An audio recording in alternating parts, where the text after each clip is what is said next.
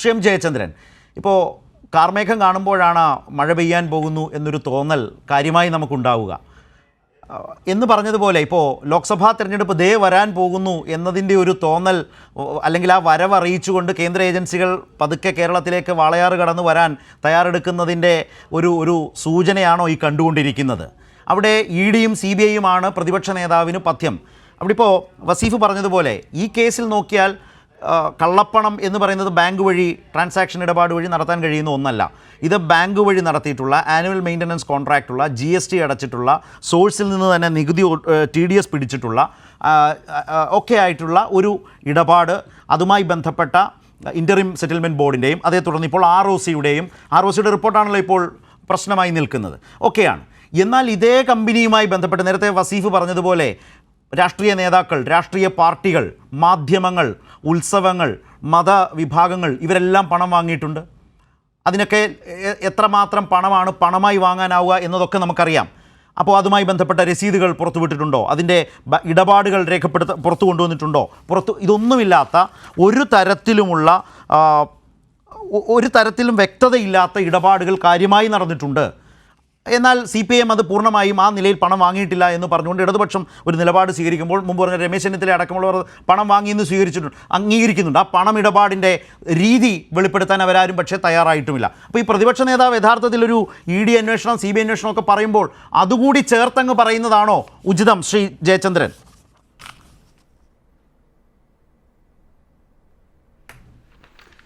ശരത്ത്, ഈ പ്രശ്നത്തിൽ ഇപ്പോൾ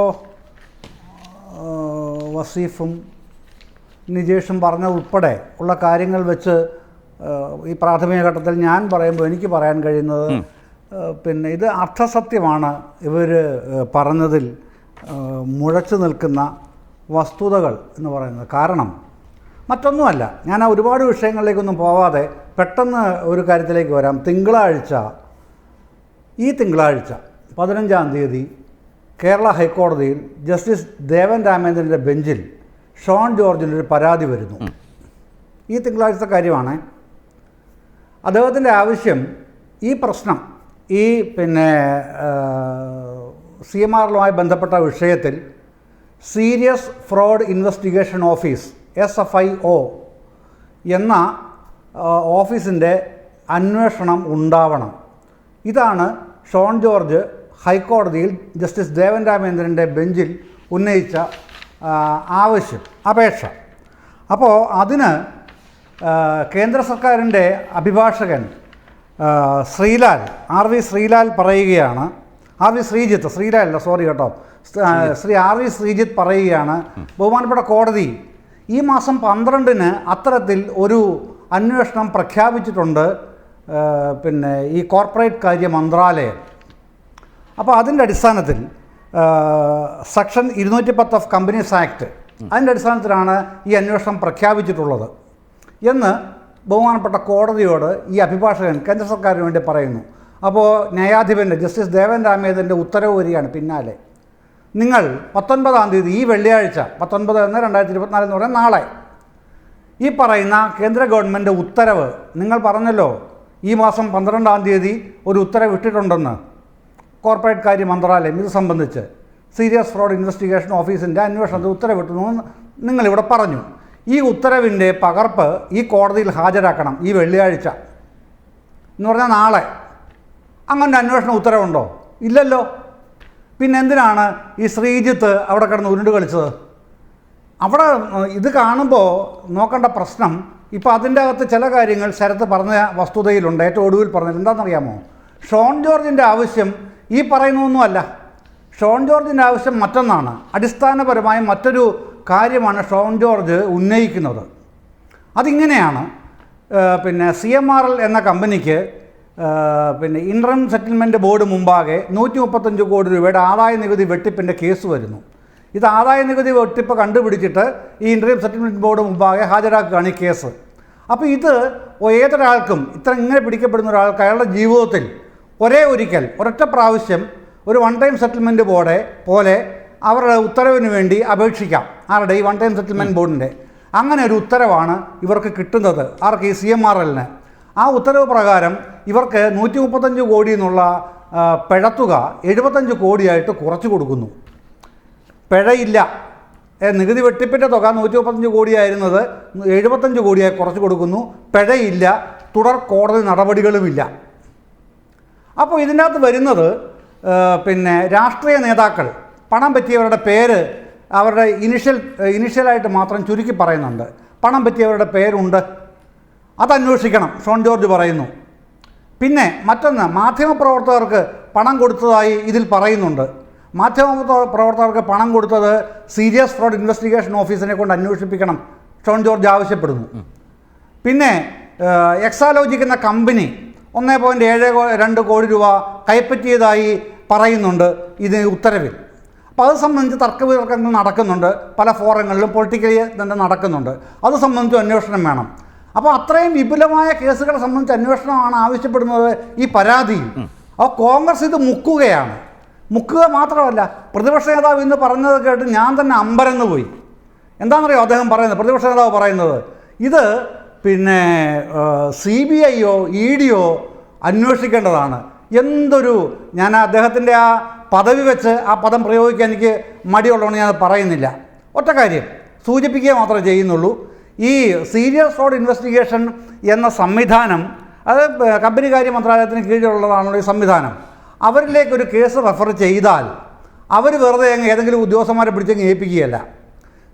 സീരിയസ് ഫ്രോഡ് ഇൻവെസ്റ്റിഗേഷൻ ഓഫീസ് എന്ന സംവിധാനം ചെയ്യുന്നത് CBIയെയും EDയെയും ഇത്തരം അന്വേഷണങ്ങൾ സംയുക്തമായി ഏൽപ്പിക്കുന്നതാണ് അവരുടെ രീതിയും പതിവും നടപടിക്രമവും. ഇതുപോലും അറിയാൻ വയ്യാത്ത ആളാണ് നമ്മുടെ പ്രതിപക്ഷ നേതാവിൻ്റെ പദവിയിൽ ഇരിക്കുന്നതെന്ന് വരുമ്പോൾ ഒന്ന് ആലോചിച്ച് നോക്കൂ. എത്ര ഭീകരമായ അധപ്പതനമാണ് ആ പദവിക്ക് ഈ കോൺഗ്രസ് നേതാക്കൾ വരുത്തി വെച്ചുകൊണ്ടിരിക്കുന്നതെന്ന് ഒന്ന് ആലോചിച്ച് നോക്കൂ ശരത്. അത്രയ്ക്കുള്ള ആഴം എന്ന് പറയുന്നത്. അവിടെ ഒരു പ്രശ്നമുണ്ട്. പക്ഷേ വേറെ ഒരു പ്രശ്നമുണ്ട്. എന്തുകൊണ്ടാണെന്ന് വെച്ചാൽ അങ്ങനെ EDയും CBIയും ഈ കേസ് എടുത്തിട്ടില്ല എന്ന് പ്രത്യക്ഷത്തിൽ ആളുകൾക്ക് തോന്നിപ്പിക്കുന്ന വിധം അവതരിപ്പിച്ചുകൊണ്ട് അവരില്ലാത്തത് കൊണ്ട് തന്നെ ഇതൊരു ഒത്തുകളിയാണ് എന്ന് ആക്ഷേപിക്കുന്നു. അങ്ങനെ ഒത്തുകളിയാണെന്ന് പ്രതിപക്ഷ നേതാവ് പറഞ്ഞാലല്ലേ ഇപ്പോൾ ഈ ചർച്ചയിൽ നിജേഷ് പറഞ്ഞതുപോലെ പ്രധാനമന്ത്രിക്ക് മുഖ്യമന്ത്രി കൈകൊടുത്തില്ലേ, സ്വീകരിക്കാൻ പോയില്ലേ, യാത്ര അയക്കാൻ പോയില്ലേ? അപ്പോൾ പ്രതിപക്ഷ നേതാവ് രാവിലെ പറഞ്ഞ ഒത്തുകളിയും ഈ ദൃശ്യവിവരണവും കൂടെ ആകുമ്പോൾ UDF അക്കാര്യത്തിൽ ആ ചർച്ചകൾക്ക് 2 ദിവസം ചർച്ചകളെ മുന്നോട്ട് കൊണ്ടുപോകാൻ കഴിയുന്ന ഒരു വിഭവം ഒരുക്കൽ അവിടെ സാധ്യമാക്കി കഴിഞ്ഞു. പക്ഷേ താങ്കളെപ്പോലൊരു മാധ്യമപ്രവർത്തകനോട് സംസാരിക്കുമ്പോൾ ഒരു കാര്യം കൂടി ഞാൻ പെട്ടെന്ന് ഓർത്തു പോയത്, ഇപ്പോൾ ഇതുപോലെ ഒന്നിച്ചു പോയത് ഷിപ്പ്യാർഡിലേക്ക്, അതുപോലെ തന്നെ പുതുവൈപ്പിനിലെ LPG ടെർമിനലിൻ്റെ ഉദ്ഘാടനം, ആ LNG പുതുവൈപ്പിൻ ടെർമിനലിൻ്റെ സ്ഥിതി അറിയാമല്ലോ. ഏറ്റവും ശക്തമായ സമരങ്ങളിലൂടെ, ഏറ്റവും വലിയ പ്രശ്നങ്ങളിലൂടെ, വിവാദങ്ങളിലൂടെ അത് മുന്നോട്ട് പോകില്ല എന്നൊരു നില കൈവന്ന നാടാണ് കേരളം. അതിനെ ശരിയാം വിധം അവർക്ക് കൂടി വിശ്വാസ്യമായിട്ടുള്ള നിലയിൽ അന്വേഷിച്ച് പ്രശ്നങ്ങൾ പരിഹരിച്ച് അത് പൂർത്തീകരിച്ച കേരളത്തിൻ്റെ മുഖ്യമന്ത്രി അവിടെ പോയില്ലെങ്കിൽ പിന്നെ ആരാണ് അവിടെ പോകേണ്ടത്? പ്രധാനമന്ത്രി അത് ഉദ്ഘാടനം ചെയ്യുമ്പോൾ ആ വേദിയിൽ അവിടെ പോകേണ്ടയാൾ മുഖ്യമന്ത്രിയല്ലേ? കാരണം ആ കാലത്തെ വാർത്തകൾ താങ്കൾക്ക് നല്ല ഓർമ്മയുണ്ടാകും, എന്നെ കേൾക്കുന്ന പ്രേക്ഷകർക്ക് ഓർമ്മയുണ്ടാകും. അങ്ങനെ കേരളത്തിൽ പദ്ധതികൾ പൂർത്തീകരിക്കുമ്പോൾ അതിൻ്റെ മുൻനിരയിൽ നിൽക്കേണ്ടയാൾ, അതിനെ നയിച്ച നേതൃത്വം കൊടുത്ത മുഖ്യമന്ത്രിയല്ലേ എന്നൊരു പ്രശ്നമില്ലേ? അപ്പോൾ ആ കൈ കൊടുക്കുന്നതിനെ കേരളത്തിലെ കോൺഗ്രസ് കാണുന്നത് ഈ വിധമാണ്. ശ്രീ ജയചന്ദ്രൻ. അല്ല ശരത്തെ, അതിനകത്തുള്ള വേറൊരു വലിയ പ്രശ്നം, ഒളിഞ്ഞിരിക്കുന്ന വലിയ ഗോപ്യമായ വലിയൊരു നുണയുണ്ട് ഇതിൻ്റെ അകത്തെ. അതുകൂടെ എനിക്ക് ഇവിടെ പറയേണ്ടതുണ്ട്. എന്താണെന്നറിയാമോ? ഇവരീ പറയുന്ന അർത്ഥസത്യമാണെന്ന് ഞാൻ പറയാൻ കാര്യം ഒരു തെളിവും കൂടെ ഹാജരാക്കിക്കൊണ്ടാണ്. ആ റിപ്പോർട്ട് എൻ്റെ കയ്യിലുണ്ട് കേട്ടോ, ഒരു സംശയമില്ലാതെ പറയാം. ഇത് ഈ പറയുന്ന ഒരു തട്ടിപ്പ് എൻക്വയറിയെ കുറിച്ചാണ് ഇവർ പറയുന്നത്. ഇല്ലാത്ത ഒരു കഥയെക്കുറിച്ചാണ് പറയുന്നത്. വാസ്തവത്തിൽ എന്താണ് സംഭവിച്ചതെന്ന് ഇവിടെ മനസ്സിലാക്കണമല്ലോ. ഈ മിനിസ്ട്രി ഓഫ് കമ്പനി അഫയേഴ്സ് എന്ന് പറഞ്ഞ MCAയുടെ അവർക്ക് സതേൺ സോണിലുള്ള ഡയറക്ടർ ഓഫീസ് എന്ന് പറയുന്നത് ഹൈദരാബാദിലാണ്. ഈ MCAയുടെ ഹൈദരാബാദ് ആസ്ഥാനമായിട്ടുള്ള ഡയറക്ടർ ഓഫീസാണ് ഇപ്പോൾ ഇത് ഇങ്ങനെ ഈ 4 മാസത്തേക്ക് ഒരു അന്വേഷണം പ്രഖ്യാപിക്കാനുള്ള സാഹചര്യം ഒരുങ്ങിയല്ലോ 12-ാമത്തെ ഉത്തരവ് പ്രകാരം. ഈ മാസത്തെ 12-ാമത്തെ ഉത്തരവ് പ്രകാരം ഇതിന് നിമിത്തമായത് ഈ ഹൈദരാബാദ് ആസ്ഥാനമായിട്ടുള്ള കമ്പനികാര്യ മന്ത്രാലയത്തിൻ്റെ സതേൺ ഡയറക്ടറേറ്റിലെ ഡയറക്ടറുടെ ഉത്തരവ് പ്രകാരമാണ്. അങ്ങനെയാണ് ഈ 3 പേര് BS വരുൺ എന്ന കർണാടകയിലെ അഡീഷണൽ ഡയറക്ടർ ഉൾപ്പെടെ പോണ്ടിച്ചേരിയിലെയും തമിഴ്നാട്ടിലെയും ഡയറക്ടർമാർ ഉൾപ്പെടെയുള്ളവരെ അന്വേഷണ ടീമായിട്ട് വെച്ചിരിക്കുന്ന 4 മാസം കൊണ്ട് അന്വേഷിച്ച് തീർക്കാൻ ആവശ്യപ്പെട്ടിരിക്കുന്നത് ഈ കാരണമാണ്. ഇതുവർ പറയുന്നില്ല, കാരണം ഇതവർക്ക് അറിഞ്ഞുകൂടാ, ഇവരിതിൻ്റെ പുറകെ പോയിട്ടില്ല.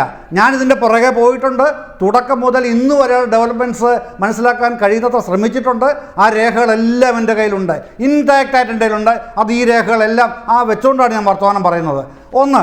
രണ്ടാമത്തെ കാര്യം, ഇനി വീണ വിജയനിലേക്ക് വന്നാൽ, വീണ വിജയനോട് ROC ചോദിച്ച ചോദ്യങ്ങൾക്ക് അവർ വ്യക്തമായി, ഞാൻ നിയമവിധേയമായി ജീവിക്കുന്ന ഒരു ഇന്ത്യൻ പൗരയാണ്, എന്നോട് ചോദിച്ച ചോദ്യങ്ങൾക്കെല്ലാം നിയമാനുസൃതം ഞാൻ മറുപടി നൽകിയിട്ടുണ്ട് എന്ന് പറഞ്ഞത് തന്നെയാണ് ശ്രീമതി വീണ വിജയൻ ROCക്ക് മറുപടി നൽകിയിട്ടുള്ളത്.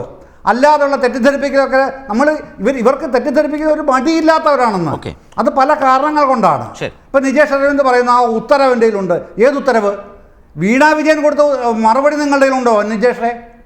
ഉണ്ടോ? ആ ഉത്തരവിൽ അവർ പറയുന്നുണ്ട്, എന്നോട് ചോദിച്ച ചോദ്യങ്ങൾക്കെല്ലാം ഞാൻ മറുപടി പറയുന്നുണ്ട്.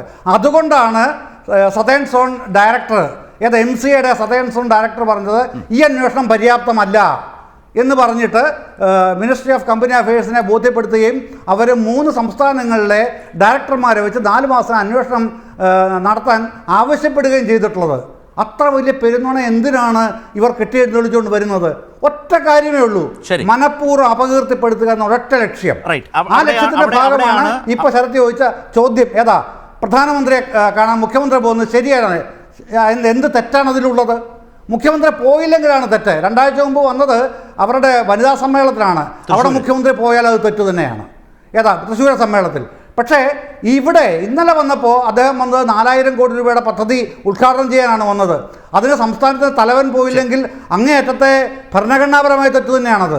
അത് മനസ്സിലാക്കാത്ത ആളാണോ കേരളത്തിലെ കോൺഗ്രസ് നേതാക്കൾ?